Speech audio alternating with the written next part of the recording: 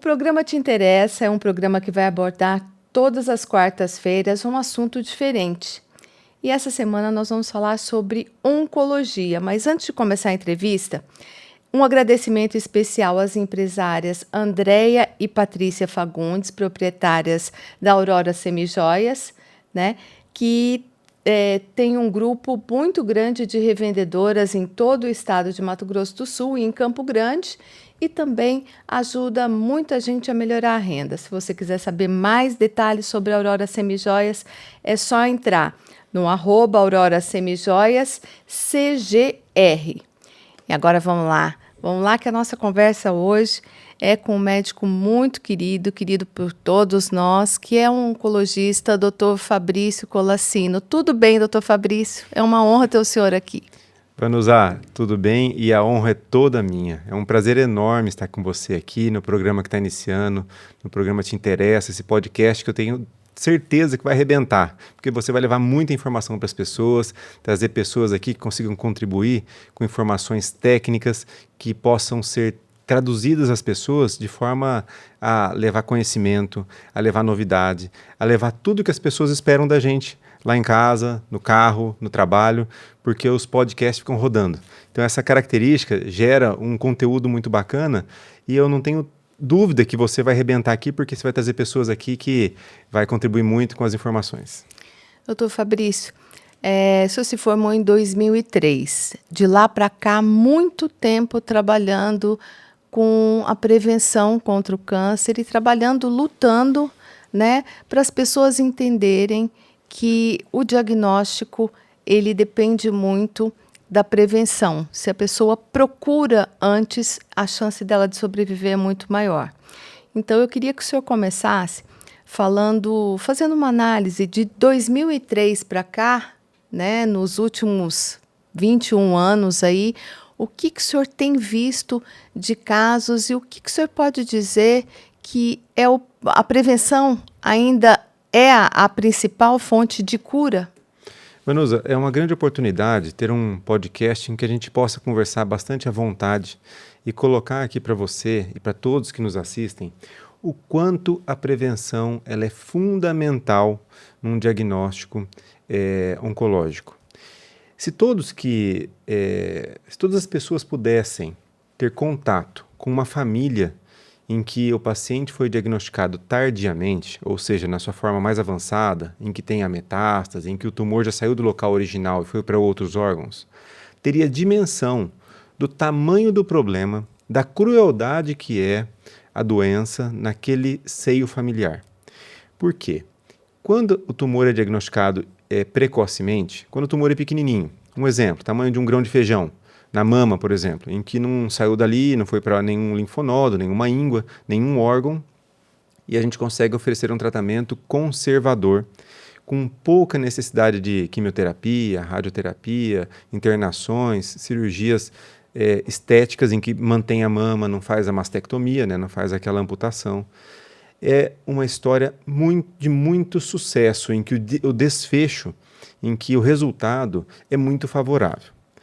Ao contrário disso, quando o diagnóstico é tardio, ou seja, tem metástase, o tumor já saiu naquele local original, já foi parar num órgão à distância, por exemplo, o fígado, nos ossos ou no cérebro, aquele sofrimento daquele paciente, aquele tratamento já vai ser muito mais sofrido, aquela dor que aquela família vai sentir é exponencialmente muito maior. Por isso que você falou muito bem na sua introdução, em que a prevenção ela é a principal fonte, sim, de um tratamento oncológico, de um resultado muito superior, muito diferente, muito mais digno para uma família, para um paciente, do que quando o diagnóstico é tardio.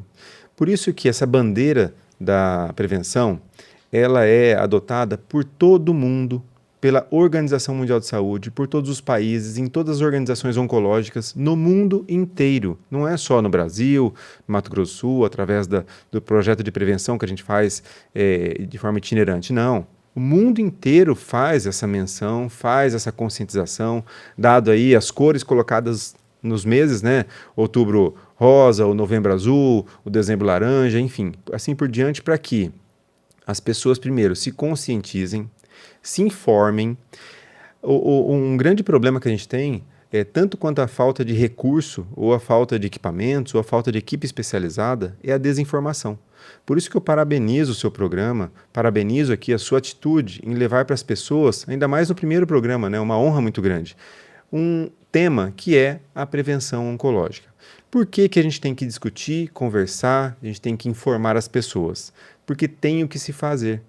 E o que se fazer não depende de dinheiro, não. Depende de atitude, depende de conhecimento, depende de informação. Então, fazer a mamografia, fazer o Papa Nicolau, que é o preventivo do colo do útero, fazer o toque retal e o PSA para a prevenção do câncer de próstata, fazer a avaliação da pele e usar o filtro solar, são atitudes tão simples, Vanusa, que se você colocar em estatística, dá mais da metade da prevenção dos tumores. Ou seja, eu falei coisas simples que tem em todas as cidades praticamente, sim, pelo menos os polos, as cidades maiores, e que tem acesso à população e que tem acesso ao SUS. Ou seja, não é só paciente que vai ter recurso, que vai ter plano de saúde, que vai ter dinheiro para fazer exame. Não, todo mundo. Eu estou falando de unidade básica de saúde, de posto de saúde, que tem tudo isso também. Pelo menos a maioria dos postos tem no Brasil. Se não tem naquele posto, tem como ser encaminhado para um posto de referência. Mas a gente está falando de atitudes que dependem principalmente em quebrar tabus, informar as pessoas, convencê-las de que fazer os exames não vai perder a sua dignidade, não vai diminuir a sua sexualidade, não vai tirar nada dela, e sim dar oportunidade de um diagnóstico precoce. E tem muitos mitos também, de que quando faz diagnóstico, tipo, quem procura acha, se não tivesse procurado não teria achado. Muito pelo contrário, teria achado sim, só que numa fase avançada. Quando a gente faz diagnóstico na fase inicial, é como se tivesse tivesse ganhado na loteria. Porque o paciente ele vai ter a oportunidade de diagnóstico precoce, tratamento conservador, muito mais tranquilo, e volta para sua família íntegro e restabelecido em relação à sua saúde, coisa que antigamente era uma sentença de morte. Doutor, pesquisando alguns dados da Fiocruz, com relação à incidência e à morte, eu constatei alguns dados diferentes. Por exemplo, a maior incidência hoje é de mama feminina e de próstata. Perfeito. E a maior incidência, a maior causa de morte são os cânceres de pulmão, colo retal, estômago, fígado, e aí mama vem lá no finalzinho. Isso é por causa da prevenção? Também. Por causa da prevenção? Muito boa a sua observação. A gente fala em letalidade, que é a capacidade daquela doença matar aquele indivíduo. Então, o câncer de mama e o câncer de próstata, como eu disse, tem recomendação de prevenção. Fazer a mamografia anualmente para as mulheres acima de 40 anos e para os homens fazer o PSA e o toque retal, acima dos 50 anos e 45 quando tem algum fator de risco, como alguém na família que teve câncer de próstata, ou da pele negra, ou obesidade. Isso são fatores de risco. Para a mulher também tem, a gente já vai abordar esse assunto já, que são os fatores em relação ao câncer de mama. Mas você me perguntou, poxa, se tem o que mais acomete os homens e mulheres é o câncer de mama para as mulheres e próstata para o homem, por que mais mata são os tumores relacionados ao pulmão, ao trato digestivo? Porque eles têm uma letalidade maior. Aí eu vou te fazer outra pergunta. E o vape?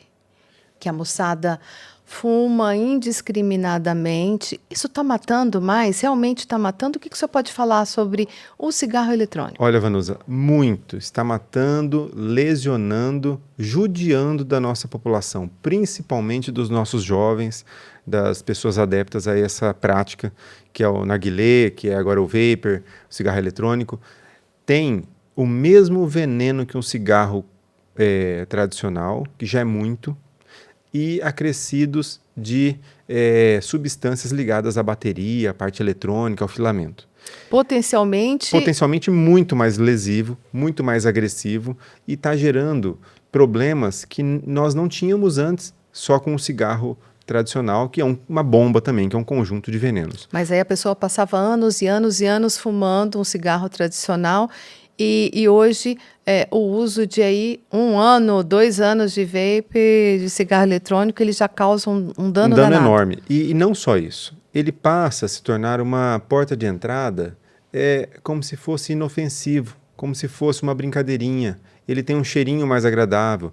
Ele não dá aquele aspecto de veneno de um agressor. Bota um aroma ali, Exatamente. coloca... Parece que é até uma brincadeira. Só que é uma brincadeira muito nociva, muito agressiva. E é muito importante para todos que nos assistem ter a ciência de que o vapor, o cigarro eletrônico, né, o narguilé, essas práticas são muito agressivas, lesionam muito. E a gente tem visto nas enfermarias dos hospitais jovens e pessoas que fazem o uso dessa prática com problemas seríssimos, por exemplo, de cavidade no pulmão, buraco no pulmão.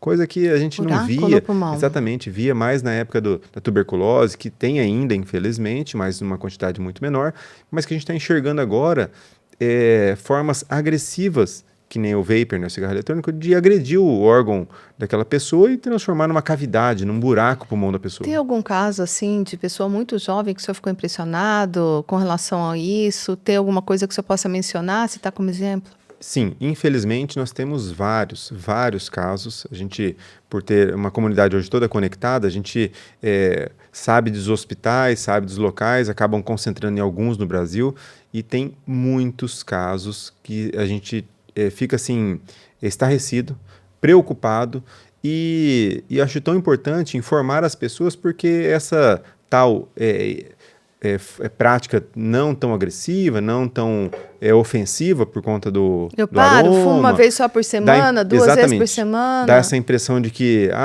eu tenho controle sobre aquilo, não causa tanto vício que nem o cigarro, que ele foi estigmatizado, né, por toda a sociedade, mas não. Ele continua sendo silencioso, agressivo e está entrando e aumentando o seu uso na nossa sociedade. Uma coisa que nos protege é que a lei proíbe o uso no nosso país. Então, pelo menos ele fica na categoria ilícita, e aí tem os órgãos competentes para fazer a fiscalização e barrar essa prática tão agressiva. Doutor, vamos voltar lá para o projeto de prevenção ao câncer, né? Quando eu conheci o senhor lá, muitos anos atrás, o senhor estava começando o projeto de prevenção ao câncer, era um médico jovem, com uma pastinha debaixo do braço, com muitos sonhos e com uma ideia de transformar um ônibus num hospital volante que pudesse atender a comunidade, principalmente do interior do estado, do país, enfim, rodar aí o Brasilzão para poder ser atendida, né? Fazer uma mamografia com mais facilidade, porque não são todas as cidades que têm a aparelhagem, né? Então, muitos municípios, muitos pacientes que têm que ir para os municípios polo, que são os municípios maiores, né? Que possuem, tem o problema da marcação, da regulação, enfim. Como é que caminhou o projeto aí por esses anos, doutor? São mais de 10 anos de projeto, né? Exatamente, Vanusa. A gente começou em 24 de outubro de 2011. E você acompanhou a gente desde o começo. Realmente, ali eu estava recém-formado, com um sonho muito grande de colocar, acho que em prática, tudo aquilo que a gente aprendeu, de tentar ajudar as pessoas. E um grande problema que nosso estado, Mato Grosso do Sul, sempre teve, foi de dar acesso às pessoas. Tinham praticamente 10 municípios dos 79 que tinham mamografia. Se a mamografia é o principal meio de prevenção para o câncer de mama e é o que mais acomete as mulheres, só tinha um jeito de fazer uma mamografia móvel e que pudesse levar para todos os municípios, principalmente os mais remotos, os mais carentes. E a gente conseguiu realizar esse sonho, uma parceria muito grande com a CACEMES, com o Dr. Ricardo. Fizemos um trabalho de uma equipe muito grande, mais de 80 pessoas envolvidas diretamente. Você estava na comunicação na época, nos ajudando muito a levar o trabalho para as secretarias de saúde, para os prefeitos, demonstrar a necessidade daquele movimento que era levar pessoas, mais equipamentos e fazer o atendimento em loco na casa, na porta da casa das pessoas, para que quebrasse muitos tabus, para que a gente pudesse mostrar que a prevenção era possível. E graças a Deus e ao esforço de muita gente, a gente acaba levando o nome, mas muita gente envolvida diretamente, ligada ao projeto, fazendo com que ele pudesse acontecer para tantas pessoas. Só nesses praticamente aí 2011 até agora 2024, são 13 anos que a gente vai completar esse ano. Foram mais de 150 mil atendimentos, todos gratuitos, nunca foi cobrado nem um centavo, para que a gente pudesse levar as pessoas, desde pessoas que tinham plano de saúde, a quem tinham o SUS somente, ou quem não tinha nem carteirinha do SUS, que era o caso das pessoas próximas da fronteira, todos eles atendidos. Era fazer a inscrição e ser atendido, né, Exatamente, doutor? livre demanda. Simples, né? Exatamente, de forma simples, porque o nosso objetivo era esse, era conquistar as pessoas para que elas pudessem ser convencidas de que a prevenção era possível. Tanto é que a gente continua fazendo as palestras, levando as imagens de tumores, mostrando de uma forma a chocar a população mesmo, a chocar com realidade, a mostrar o que acontece se não faz a prevenção e quando faz a prevenção, como que o tratamento consegue devolver aquele paciente para a família íntegro e com todas as benesses aí que é de um tratamento de um tumor precoce. Isso, graças a Deus e ao esforço de muita gente, deu muito certo, está dando muito certo, continua fazendo o seu percurso, né, o ônibus, Vidas, salvando né? vidas, e a gente tem muito orgulho disso. Mais uma vez aqui eu agradeço a Cacemes, ao Dr. Ricardo Ayacha, a Dorinha, a doutora Maria Auxiliadora, que são pessoas que me motivaram muito, incentivaram incondicionalmente, deixando sempre a gente colocar a prevenção em primeiro lugar, com muito amor e carinho da equipe, uma equipe maravilhosa, treinada, uniformizada, que faz um trabalho digno de acolhimento a essa população, porque a gente chega em locais que muitas mulheres nunca tinham feito mamografia. Nunca tinham feito o Papa Nicolau, o exame de preventivo do colo de útero. E a gente leva, então, de forma muito acolhedora esse atendimento e a gente conseguiu reverter muitos quadros de cidades que não tinham prevenção para cidades que completaram sua prevenção praticamente em uma semana, por exemplo. E isso nos deu muito orgulho, porque a gente sabia que aquela população ficava à mercê de, como você falou, ir para uma cidade polo. E acabou tendo na própria cidade um atendimento correto, digno, oncologicamente adequado, com aparelho de primeiríssima linha, para que pudesse fazer o diagnóstico precoce com tumores pequenininhos. Hoje são 2 ônibus que atuam, né, doutor? Exatamente, são 2 unidades móveis completas para prevenção do câncer de mama, com a mamografia, Papa Nicolau para o colo de útero, PSA e toque retal para o câncer de próstata e um centro cirúrgico para atendimento do câncer de pele e remoção dos tumores já em loco.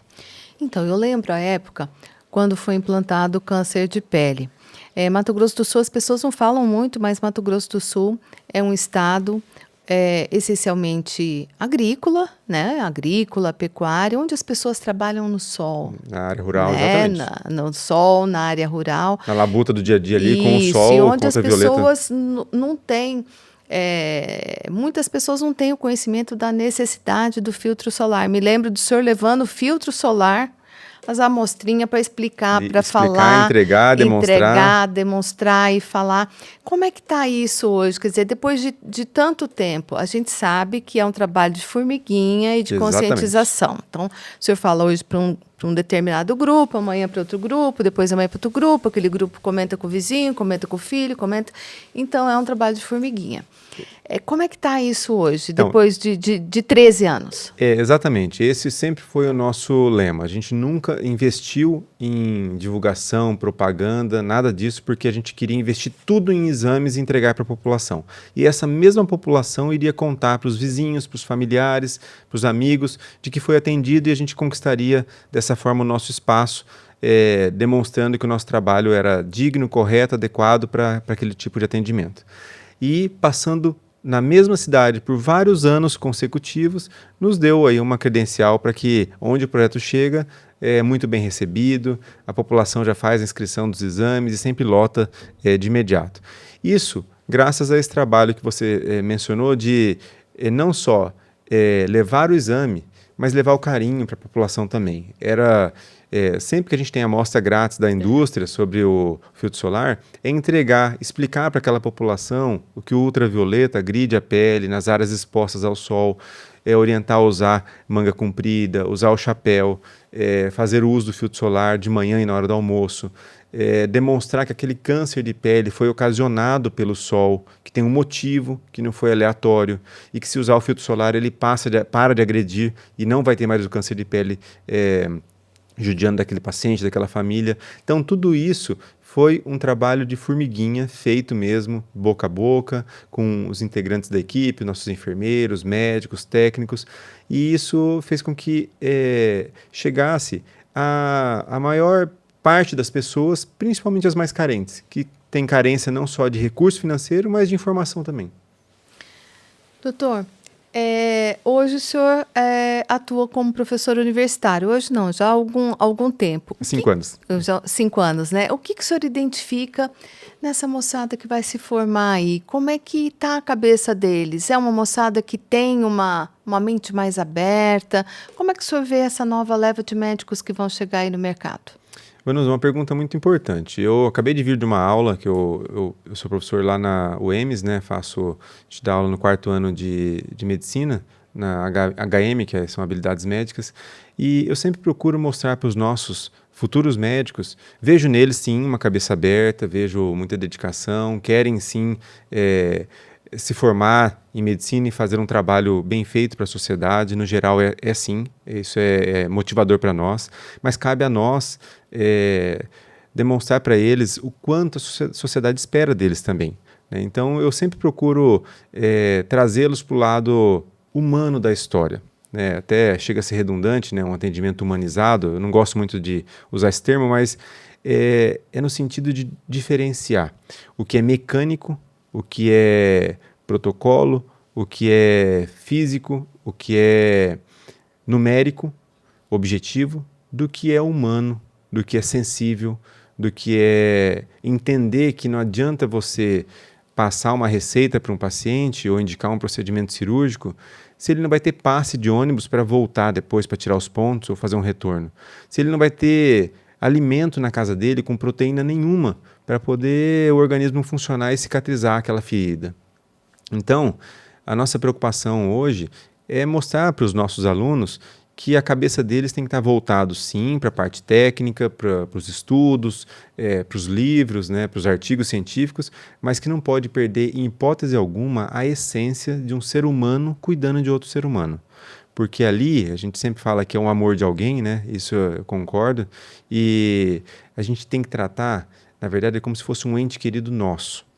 Porque a gente deseja o melhor para o nosso ente querido, né? Seja nosso pai, nossa mãe, Dar o nossos melhor irmãos. tratamento, o tratamento que você gostaria de receber, né? Exatamente. É o melhor tratamento. Baseado em evidências, né, científicas, mas não esquecer que tem um ser humano ali, que tem as suas dores, que não estão ligadas diretamente à medicina, mas que a gente tem que entender como médico o lado orgânico, né, o lado físico, mas a alma também, o lado emocional, e dar para ele todo o suporte.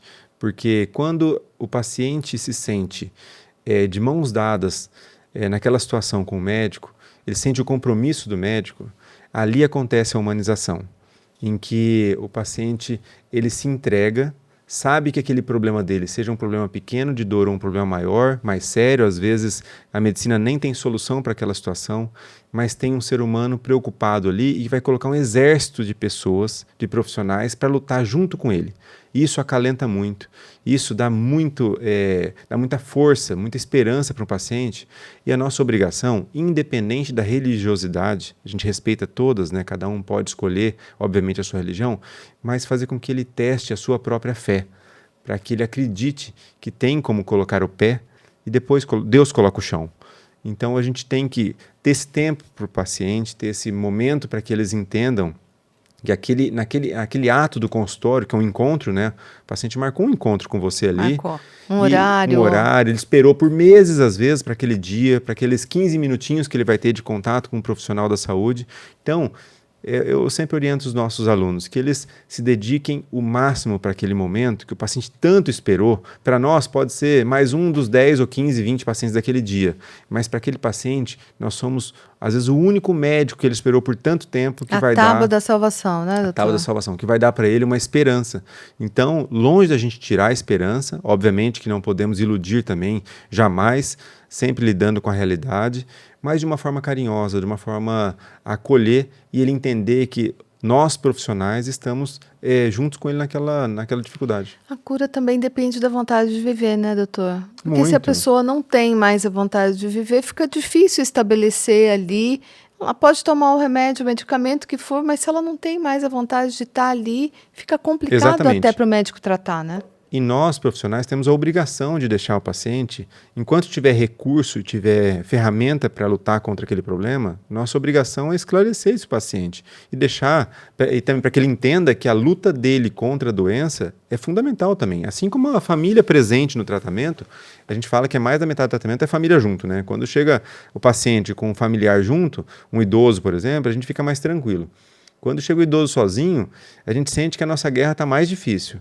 Por quê? Ele não vai entender direito aquela orientação, às vezes não vai nem assimilar direito o que está acontecendo com o problema dele. Não vai ter ninguém que cuide dele com os horários, E se a gente não está vendo ali um familiar junto, quiçá em casa, né? Quem dera no dia a dia. Então, a gente sabe que é um conjunto o tratamento de um paciente. E nossa obrigação, como professor, como orientador dos acadêmicos, é isso aí, colocá-los numa realidade do nosso povo brasileiro, do que eles esperam da gente e ser à altura, porque a gente faz um juramento e ali a gente tem que colocar em prática, sim. Doutor, o senhor hoje atende, faz parte do serviço de oncologia da Santa Casa, né, que atende SUS, é um atendimento gratuito.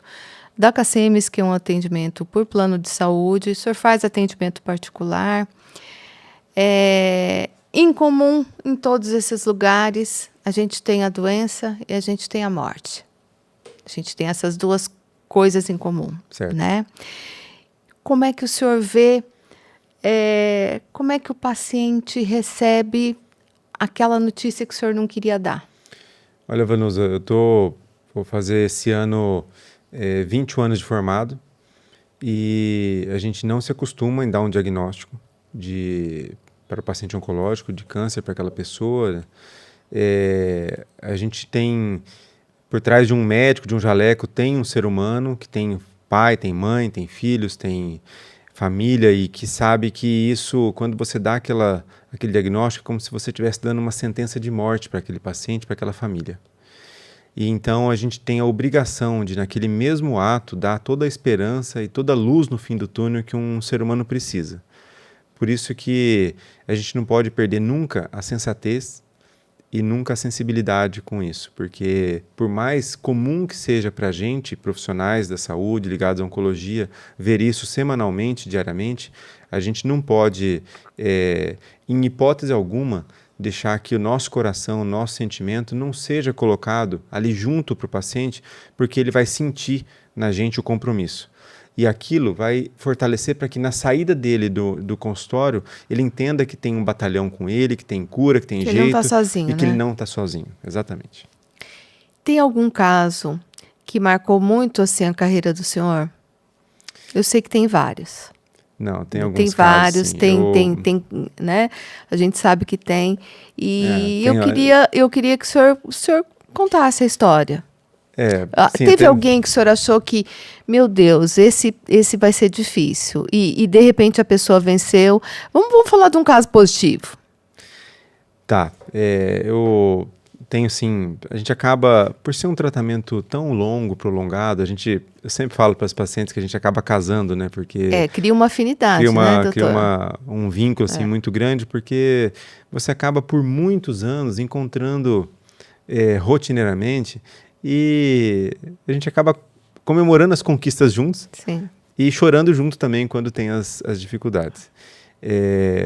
Eu tive algumas amigas eu falo amigas, né, porque acabou que eram pacientes no início, mas de tanto a gente ter uma relação tão próxima, acabar de ir nos meus aniversários em casa, acabar confraternizando tanto, a gente cria uma amizade.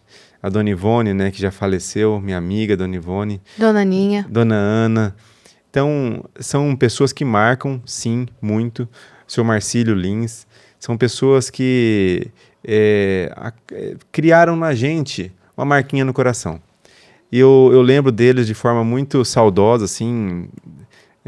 Foi muito gostoso o tempo que eu convivi com eles, que eu tive o privilégio de conviver com aquelas pessoas ali de alma evoluída, de espírito evoluído. Nossa, que pessoas maravilhosas que eu tive a oportunidade. Eu nomino eles, mas tem outros tantos que nesses mais de 20 anos de carreira eu falo privilégio porque você estar presente num momento tão delicado, tão difícil na vida de alguém, e você ser, de certa forma, um suporte, é um privilégio, sabe? É um privilégio, a gente acaba sendo uma ferramenta de Deus, agindo na vida das pessoas, e sinto muita falta deles, tenho muita saudade, muita saudade. Eles sempre, eu continuo em contato com seus familiares, os familiares deles, né? Eles sempre estão nas minhas orações, e temos outros pacientes que estão vivos e que a gente pôde comemorar muita vitória também, de situações que eram para a medicina impossível. Era muito difícil. E que lá de cima cai um milagre e acontece, por isso que a gente não pode perder a esperança e tirar a esperança de ninguém, porque acima de todos nós tem um Deus muito grande, como eu falei, respeito todas as religiões, a gente sabe que tem um Deus muito grande que age na vida da gente, age na vida dos pacientes e está controlando toda essa orquestra aqui, é o maestro de tudo. Então não cai uma folha sem que ele queira e a gente vai sempre fazer a nossa parte.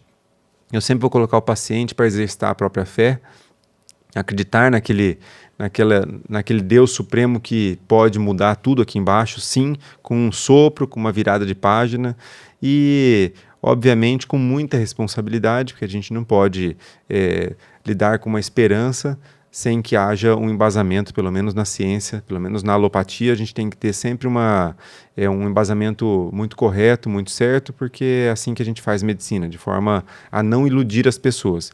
Mas a esperança e a fé sempre, e a oração sempre vai estar presente nas minhas orientações com os pacientes, sim, porque eu sei que faz toda a diferença. Doutor, tratamento multidisciplinar, né? Há muito tempo nas clínicas do senhor, o senhor desenvolve esse tratamento e cada vez mais o senhor agrega novos profissionais, agrega, enfim, o senhor preocupa desde a queda do cabelo até a parte psicológica do paciente, é um todo, né? O tratamento é um todo. Hoje, quantos profissionais multidisciplinares trabalham, atuam nesse sentido? Olha, Vanusa, a gente tem 40 médicos oncologistas no estado do Mato Grosso do Sul, né, dividido em 10 polos praticamente de saúde, e pelo menos mais umas 200 pessoas ligadas a esses médicos. Esses médicos são todos especialistas, né, em oncologia cirúrgica e oncologia clínica. E mais umas 200 pessoas ligadas à enfermagem, à farmácia, a técnicos de enfermagem, administrativos, que são os colaboradores que fazem todo o ambiente necessário para que o médico possa atender os pacientes, fazer as cirurgias. Então, é uma equipe multidisciplinar que envolve o psicólogo, que envolve o nutricionista, o fisioterapeuta, que tem um papel fundamental dentro da oncologia, dentro dos pacientes oncológicos. Na reabilitação, no preparo para a cirurgia, no restabelecimento pós-cirúrgico ou pós uma quimioterapia, para que dê a condição clínica necessária para que a gente possa fazer o plano de tratamento seguir até o final. Tecnologia hoje, o que se pode dizer que a tecnologia hoje está atuando a favor do câncer? O que a gente tem de novidade? A medicina evoluindo. A gente não tem a cura para o câncer, a gente tem o tratamento para o câncer, a gente tem que solução que pode deixar a gente mais otimista, mais descansada, com o coração mais em paz? Olha, hoje a tecnologia, tanto nas moléculas, né, tanto para remédio para câncer de forma geral, tem evoluído muito. As terapias-alvo, os imunobiológicos, são remédios caríssimos. A gente torce para que socialize o máximo possível, ou seja, que as patentes sejam quebradas, para que outras indústrias possam oferecer um preço mais acessível e chegar ao máximo de pessoas possível o tratamento. Porque o tratamento caro, ele acaba deixando numa elite só de pacientes, né, do plano de saúde, dos pacientes que têm recurso financeiro. A gente quer que isso chegue até os pacientes do SUS também, para que a gente coloque de forma universal para todos. Então, falando em molécula e remédio, tem muita coisa desenvolvida e está desenvolvendo muito rápido, com chances de cura para tumores como câncer de mama, que oferece hoje um tratamento clínico, né, com remédio tão eficaz que o tumor chega a sumir só com remédio. A gente tem que operar o paciente antes que ele suma totalmente com o remédio, porque senão aquele tumor pode voltar naquele local. E se a gente der o remédio de forma intensa, acaba sumindo o tumor, de tão eficaz que está a molécula. Só que a gente tem que operar antes para que ele não ficar nenhuma ficar nenhuma raizinha, exatamente, lá naquele O local. leigo fala raizinha, Isso, não mas fica nada, é bom para né? que todos não que nos assistem entendam, sim. E sobre a parte cirúrgica, o que tem de mais moderno hoje é o robô. Está chegando pela CACEMES agora aqui no Mato Grosso do Sul, vai ser praticamente uma referência para todo o Centro-Oeste. Então, é a tecnologia mais avançada, em que pode operar um paciente, por exemplo, câncer de próstata, de forma mais segura, com uma performance maior, um resultado melhor. Isso é o que tem de mais moderno no mundo. Está chegando agora aqui em Campo Grande, através da CACEMES, e a gente agradece muito a equipe da CACEMES lá, conseguiu viabilizar, porque isso vai fazer toda a diferença e é a tecnologia mais avançada que a gente pode disponibilizar para os pacientes, principalmente os oncológicos. Essa é uma notícia muito boa, né, doutor? Porque é bom falar de alternativas, é bom falar de esperança, né? Porque a medicação, além do atendimento, além da eficiência do médico, é um todo, né? Exatamente. Doutor, foi um prazer receber o senhor hoje aqui no programa. A gente podia ficar aqui mais um tempão conversando, porque assunto não falta. Eu tenho certeza que vou chamar o senhor novamente aqui para a gente voltar a falar sobre prevenção. E eu gostaria que o senhor deixasse uma mensagem final, né, para as pessoas que estão assistindo a gente, né, para os que passaram, para os que estão passando e para os que não passem por isso. Eu acho que a mensagem do senhor, eu tenho certeza que vai vir com uma palavra, é prevenção, não é? Exatamente, Vanusa. Muito obrigado pelo convite, pelo carinho. O prazer foi todo meu. Desejo todo o sucesso do mundo nesse canal, que vai ajudar tanta gente, vai levar tanta informação interessante. Então, não, falando com o senhor, passou um filme na minha cabeça aqui de muitos ações anos, juntos, de né? tantas ações, de tanta gente. De tanta interferência que nós fizemos na vida de tanta gente positivamente, levando atendimento, carinho. Também eu fico emocionado também de lembrar, porque é um caminho grande, né, Vanusa? E eu sei que Caminho largo, né, doutor? Largo, e ajudar as pessoas, eu acho que abre um sorriso enorme no rosto de Deus, né? Eu também penso assim. Agora o recado. Manda o recado. Nós não vamos chorar junto aqui, não. Manda o recado. Exatamente. Eu acho que o recado que foi dito durante todo o programa, que é a prevenção realmente. A prevenção faz toda a diferença, é o melhor caminho. É onde a gente consegue ver a mágica acontecendo nas famílias, em que o ente querido volta íntegro, volta saudável, volta a viver uma vida normal, numa família que só quer ter aquele cuidado correto, carinhoso, adequado, para que ele volte a caminhar com a sua família, com as suas funções, sem as sequelas devidas. E isso só é possível, Vanusa, na prevenção, na detecção precoce. Por isso, eu deixo aqui meu recado, que a prevenção é o melhor caminho. Homens, mulheres, deixem de lado toda a vergonha, se informem, que a desinformação acho que a parte mais deletéria dessa história. Façam a sua mamografia, façam o seu Papa Nicolau, o seu PSA e toque retal, usem o filtro solar, porque isso faz toda a diferença. Bom, o Te Interessa está chegando ao final. Acompanhe nossas entrevistas todas as quartas-feiras. A gente vai estar soltando um programa novo e com certeza a gente espera por vocês. Hoje foi uma entrevista, assim, para mim, muito emocionante. Não sei para o senhor, doutor. Muito, muito. Para mim também. Passou um filme na minha cabeça também, Vanusa. Muito obrigado. Então, até o próximo programa, sem chorar, né? De preferência.